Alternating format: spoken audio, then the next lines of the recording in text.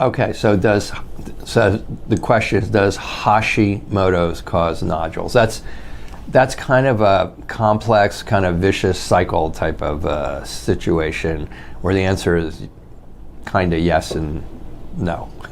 It's actually more yes than it is no. So basically, nodules are mostly created from intermittent bursts or consistent bursts of too much thyroid stimulating hormone. And then they create a situation in which you develop too much thyroid tissues. You're making too many thyroid tissues.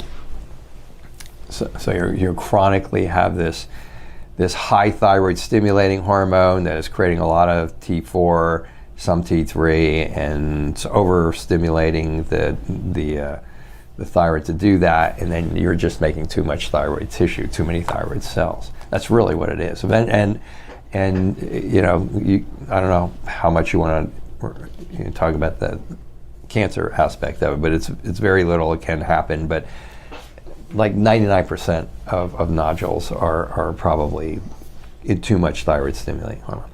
But having said that, you have Hashimoto's, which is depending on who you are reading or listening to or researching, 85, 90, 95, 100% of all hypothyroidism. And the correct term for it is Hashimoto's hypothyroiditis. They're all thyroiditis. They're almost all hypothyroids, and so basically the Hashimoto's literally ramps that up. It literally ramps because every time you get an attack directly on your thyroid, that makes more thyroids. That makes more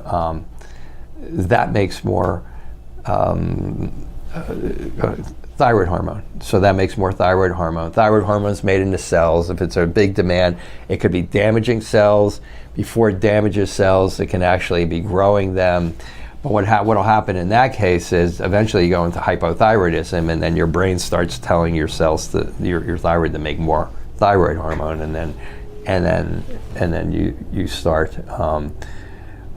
So you go up and down. Basically, you go up and down between making a lot more thyroid hormone, a lot more tissue. You get the nodules, and you go up and down between making a ton, having a lot of thyroid hormone being made, with the autoimmune attack that attacks your thyroid. The tissues are damaged. That vomits a lot of thyroid hormone out into the tissues. That can contribute until that damage is over, and then it goes down, and then you go back into hypothyroid. So it's a vicious cycle. So the answer is yes. I mean, it contributes to it. If I honestly, I guess from a practical, let's say clinical perspective, if I'm interviewing a patient and they tell me that they have enlarged thyroid, it's tender, it's not tender, they've been diagnosed with nodules. To me, they're autoimmune thyroid until proven innocent. So I would say the vast majority of the time there is a relationship between Hashimoto's and thyroid nodules.